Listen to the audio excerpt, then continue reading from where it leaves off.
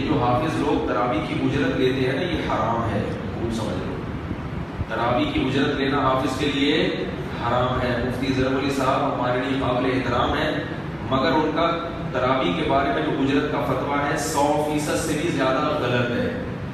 جیسے وہ اسٹرابری کو ناجائز کہتے ہیں نا، یہ فتویٰ بالکل غلط. اسٹرابری کے ناجائز کیا مکروہ تنزیہی بھی نہیں ہے، کچھ بھی نہیں. تو جیسے حضرت مفتی ظفر علی صاحب جو انتہائی قابل احترام ہیں، وہ اسٹرابری والا فتویٰ ان کا اس کی کوئی حیثیت اسلام میں نہیں ہے. ان کی ایک رائے بھی نہیں کہہ سکتے، بس ویسے ہی ایک ان کے جذبات ہیں. ٹھیک ہے نا، اسٹرابری کو دیکھ کر ان کے دل میں ایک جذبہ پیدا ہوا کہ یہ عجیب سی شکل والی یہ کیسے جائز ہو سکتی ہے. تو ایسے ہی وہ جو کہتے ہیں کہ تراویح پڑھانے کی اجرت لینا جائز ہے، تو یہ بھی ان کے کیا ہیں، جذبات ہیں. اس کو کوئی بھی نہیں مانتا.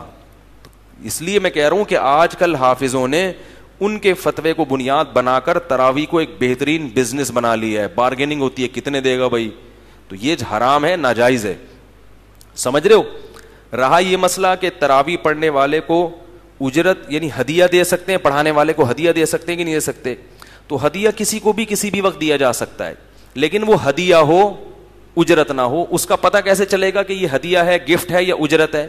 پتہ ایسے چلے گا کہ جس سے آپ نے مسجد میں تراویح پڑھوانی ہے اس کو پہلے بتا دیا جائے کہ ہماری مسجد میں تراویح پڑھانے پر آپ کو ثواب کے علاوہ کچھ بھی نہیں ملے گا. وہ حیران ہوگا کہ بھائی یہ میں فری میں پڑھاؤں ہیں، پورا قرآن ختم کراؤں فری میں. تو ان کو بتائیں کہ فری میں نہیں ہے، آپ کو اس پر اللہ کی طرف سے کیا ملے گا، ثواب. اور یہ بھی بتا دیا جائے کہ ہمارے ہاں ہدیے دینے کا بھی معمول، پہلے اس کو مایوس کر دیں.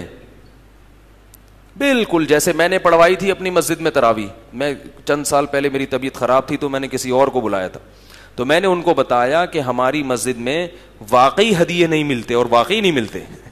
ٹھیک ہے، اتنے پکے ہیں ہمارے نمازی کہ وہ واقعی امام کو ہدیہ نہیں دیتے. اچھا ہے، اخلاص کے ساتھ پڑھاؤ.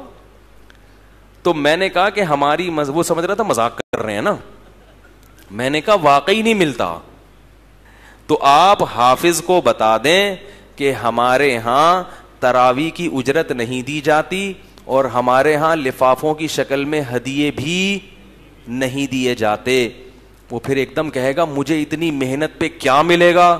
تو کیا کہنا ہے، کیا ملے گا، ثواب ملے گا.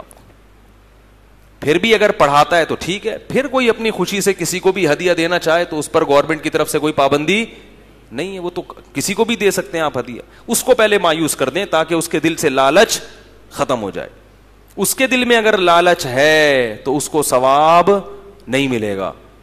اور جب امام ہی کی نیت خراب ہو تو آگے مقتدیوں کی نماز پہ کیا اس میں برکت ہوگی؟ ظاہر ہے امام تو انجن ہوتا ہے نا، انجن ہی خراب ہو تو ڈبے تھوڑی چلیں گے. چائنا کا انجن ہے تو پیچھے ڈبے جاپان کے لگا دو بھلے، کیا خیال ہے؟ گاڑی میں، ٹرین میں انجن چائنا کا لا کے لگا دیا اور ڈبے کس کے لگا دیے، جاپان کے. تو وہ جاپان کے لحاظ سے اسپیڈ نہیں مارے گی، وہ چائنا کے حساب سے چلے گی، بلکہ وہ انجن جلدی خراب ہو جائے گا کیونکہ وہ جاپان کے ڈبوں کو کھینچنے کی طاقت نہیں رکھتا. سمجھ رہے ہو؟ تو اس لیے یہ مسئلہ بھی خوب سمجھ لیں.